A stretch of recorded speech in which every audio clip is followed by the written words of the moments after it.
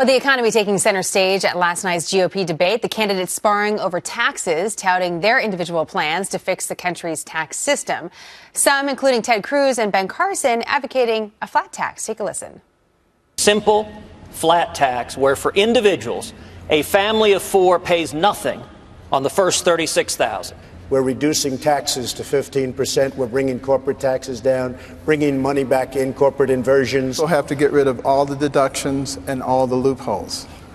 You also have to do some strategic cutting in several places. I'm the only person who has put out a detailed plan on how to deal with entitlements, and it'll save $1 trillion over the next 10 years. My plan actually gives the middle class the greatest break, $2,000 per family. If you make $40,000 a year, a family of four, you don't pay any income tax at all. Here to talk more about all that we heard last night, Maya McGinnis, president of the Committee for a Responsible Federal Budget and head of the Campaign to Fix the Debt. Doug Holtz-Eakin, former CBO director under President Bush and president of the American Action Forum. And Josh Bivens, he's the research and policy director at the Economic Policy Institute. It's nice to have you all. We had a lot of folks on stage last night with a lot of different ideas. And because we can't get to each one specifically, I just wanted to speak generally for a moment. Doug, in order to fix the economy, if you believe the economy is broken, you have to determine what is priority number one. And the overarching theme from the GOP is that tax policy would fix the economy. Is that true, Doug? Is that priority number one? I think the better way to say it is priority number one is better economic growth. Again and again, you saw people on the stage point out that we've had a substandard recovery, that Hillary Clinton, they would say many times, is going to just continue the policies of Barack Obama, have a de facto third term, and they're going to be different. And one part of being different, of getting better economic growth, is to reform the tax code in a way that interferes less with the economy, supports saving, investment, and ultimately growth. Doug, do you and that's believe what you that, saw though? were differences. Do you Yes, I think think that that's needs an to be priority important number one? part of it. It's part of it. It's not everything. Josh, what do you think? Is that priority number one? Yeah, as a policy lever, sort of more tax cuts aimed at really high-income households, I don't really see that as a big priority. We kind of ran that experiment in the early 2000s. The Bush recovery was really anemic. I think there's higher priority issues, wage stagnation for the vast majority of workers. I think climate change is a higher priority issue. The idea that so much time is spent on taxes and just how to cut them on the richest households, that seems like a real distraction to me. Maya, your thoughts? Well, I do think that growing the economy is one of the critical priorities, and I think one of the keys to do that is actually get our budget and our debt under control.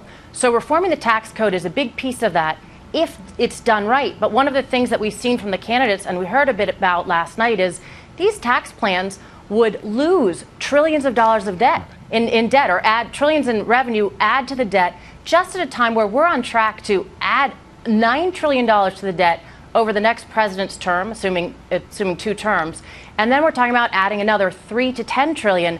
I think the important discussion last night was the one about entitlement reform. Okay, let me stop you where there. We saw some of the candidates getting into that. Because I have to take a quick commercial, but that's been one of the complaints about these flat tax proposals, is that they're not going to help overall when it comes to the deficit and when it comes to the budget, which is, I know, a high priority for you, Maya. Let me take a quick commercial. When we come back, we're going to talk about the plans that you all think we should pay attention to in the weeks and months ahead. I'll take a quick commercial. We'll be right back.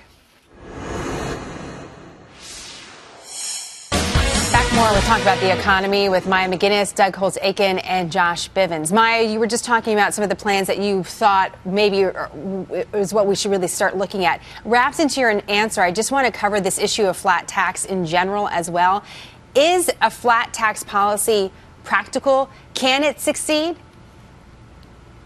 So a flat tax, it depends how you structure it, what the rate is, but the kinds of taxes that we've heard about so far are just not workable. The numbers don't add up.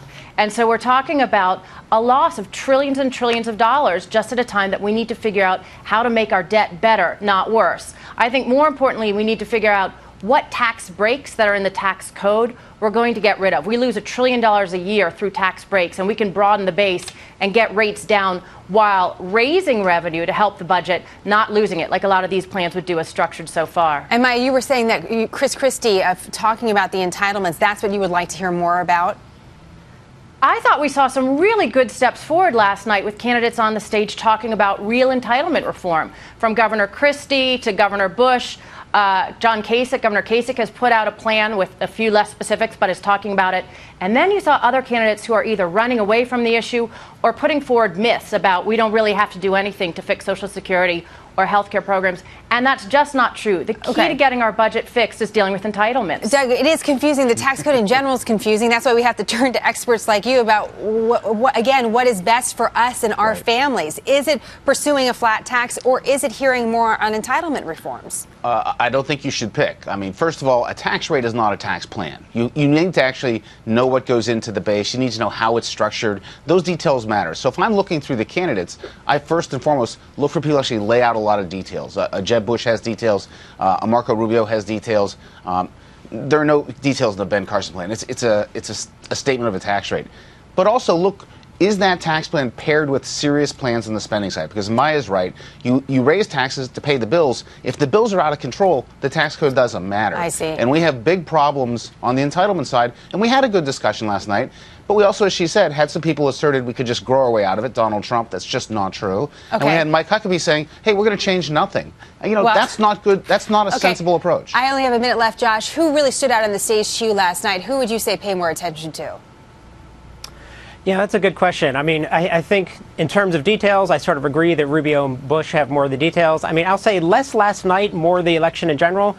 One way Trump is kind of an outlier is he refuses to sort of join the club that says we need to really radically pare back Social Security and Medicare. I think that is actually a policy not paring it back that is pretty popular even with most Republicans, even with Tea Partiers. I think it's really an elite-driven policy desire to go after entitlements first, and I think that's one where Trump stands out. Interesting. Certainly a lot more to talk about. We covered a lot of ground, though. Josh, Doug, and Maya, thank you so much for the time today. We appreciate it. Thank you. Thank you. It's tough to talk about taxes, but we got to do it. And we'll be right back with more happening.